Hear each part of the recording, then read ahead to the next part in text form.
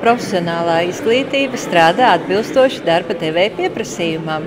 Un mēs esam asociācijas Latvijas koks biedri kā tehnikums, un šodien pie mums viesojas asociācija ar savu izbraukumu sēdi. Un mēs iepazīstināsim ar rekonstruēto mācību korpusu, ar jaunu celto angāru un domāsim par turpmākām sadarbības iespējām jaunu izglītības programmu izveidē. Mums ir konkrēti plāni, jo mums ir jāizstrādā jauna programma, kokapstrādes, programmējamā iekārta, šādas programmas apguve mūsu audzēkņiem. Mums arī šeit piedalās pārstāvi no uzņēmumiem, piemēram, Dižozols, kura pašlaik mūsu audzēkņi atrodas darba vidē balstītā izglītībā.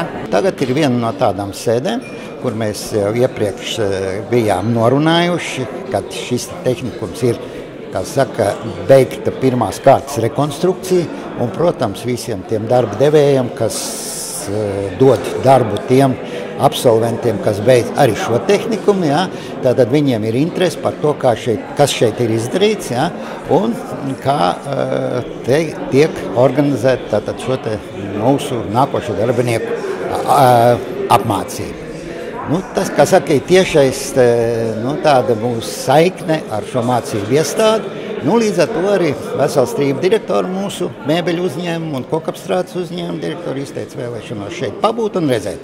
Tāda iespēja mums Brantas kundze tika dota no viņas puses, ja, un līdz ar to mēs esam patreiz šeit salasījušies. Protams, mūsu galvenais uzdevums ir apskatīt, kas te ir izdarīts, kā te ir izdarīts, kā tiek apmācītas, kā tiek organizētas apmācības, kā tiek organizētas prakses vietas, jo tāda materiāla tehniskā bāze, kāda šeit ir, citiem ir tikai, kā saka, ar skaudību jānoskatās, kas šeit ir.